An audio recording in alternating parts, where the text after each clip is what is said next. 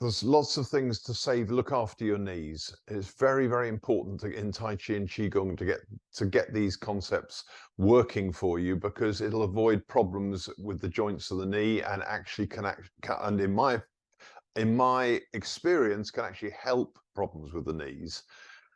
From my own experience, that is, you know, when I've actually hurt my knee and I've been really super conscious of keeping the knee over the toe and all these sort of things. So we need to look a little bit at what knees do. And so first of all, it's just you know, it's a hinge joint. So the knee can, I mean, you can sort of do that a little bit, and you can certainly, but now to do this, I'm actually turning my thigh out. So it's very difficult if I keep my thighs dead still to actually take the calf out sideways or inwards. So it is just a hinge joint, in, you know, like a hinge, yeah, literally, and it's called a hinge joint. So what we must do is, when let's go stepping forward towards the computer. So put your weight on, say, your right foot. If this is a dodgy one, go with the other side. So you put your weight onto there, and you do that exercise we've been doing before, which is sinking to place the foot. Okay, so the first thing is, this one has to be over the knee. And obviously we can lift the instep out here, and we can lift the outside edge, the outstep, if there is such a word. We are able to do that. But you actually need to stay well planted in order to put your foot forwards. And we're thinking about the back knee here. So you shift your weight and you keep that knee over the toe, and you turn and sinking into it. This must now be aligned in the same direction as the toe. So watch me a second. I need to be here. So watch me. If I've got my foot turned to the side, maybe it's easier on that foot in the light. Okay, so I've got this foot turned to the side, and then I go sink into it. That's fine. And I place my foot. But if I try and get the knee pointing straight ahead, it is now very definitely foot pointing one way, knee pointing the other. And I definitely need to have the foot and the knee pointing in the same direction. So a lot of people have got their feet naturally turned out. Yeah, I'm not sure. I'm not sure about the naturally bit there. That has happened, okay, probably from a very early age. And people who've done ballet, and they very often have this going on for them. Their feet are turned out because that's how they've been taught.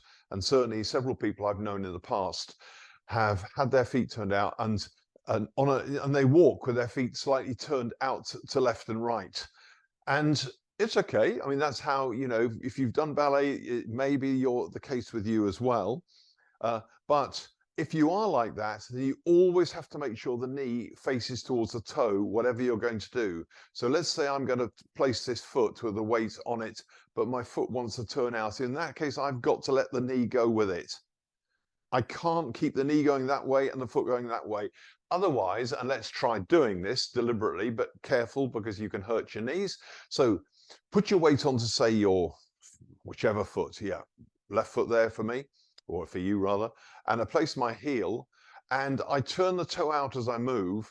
But now, so the toe's turned out, what have I gone? Not quite 45 degrees, but now I try and keep the knee going straight ahead. But what I want you to do is I want you to collapse the knee inwards even more. And you could instantly, if you don't overdo it, you can feel a pull on the inside of the leg. And of course, the pressure is trying to go over a joint which is unsupported. So now this line finishes somewhere here. So gravity is pushing this knee down into nothing. Whereas keep it over the knee here, whichever way it's pointing, keep the knee over the toe here, and it's therefore supported. So it's really important. So that's the basics. And lots of you know that already. And it's a case of being very aware of it when you walk. I'm not talking about walking Tai Chi or Qigong. I'm talking about walking generally out in the world. So you shift your weight onto whichever leg, and you keep the knee over the toe. You place your heel and you move forwards, and you make absolutely sure that the knee is over the toe. Now, there is a lot of talk in Tai Chi about taking the knee beyond the toe. Okay, so let me do it with this foot so you may be able to see a little bit better. So in other words, if I go onto this foot here, the knee is now approximately level with the end of my toes. I haven't got a ruler here, but if I held a ruler vertically, you know, the knee would finish ahead of the toe there. Sorry, directly above the toe. So this is okay. I mean, this is good. This is excellent. There are arguments where some Tai Chi practitioners will say that the leg should finish vertically. The calf should finish vertically. So we're now talking about this thing called bow stance. In Tai Chi, we have a thing called a bow stance or bow and arrow stance, and the weight is on the front foot 70% approximately and 30% on the back. And this depends a little bit on your style of Tai Chi you're doing. So in some styles, it will not be 70-30, but leave that out for the moment. So here we are on a 70-30 stance. Now then, if you take the knee over the toe, they say that the knee is now unsupported because the knee has gone beyond the line of the toe. As you can see with me here, if I go, I'm not sure, it might be better with this leg. Oh, it doesn't make any difference. So if I go here, so now the knee is definitely ahead of the toe. So this is not good on your knees either, but actually there are things you can do which alter that. So it's not necessarily a bad thing. It depends what you're doing with the rest of your body. So I'm going to do something in Wu style. So Wu style, the feet are parallel and you step. Bow stance is not 45 degrees on the back foot, it is straight. So there is that with the feet. So if you just go into a Wu style posture, which is just weight in the middle for the moment, but both feet are now pointing straight ahead. So let me do it towards you, it'd be easier. So both feet are now pointing up. That will be Yang style here, and this is Wu style with the feet pointing dead ahead. Right, so when you go into a Wu style posture, the line from the foot is heel to crown of head in Yang style, but heel to crown to rear heel in Wu style. So when you do Wu style, you actually lean forward. Now you can see that my knee is beginning to go over my toe. Okay, this is going to definitely hurt the knee if I think only onto the front leg. But in Wu style, what you have to do in this particular posture is you think the line to the rear leg.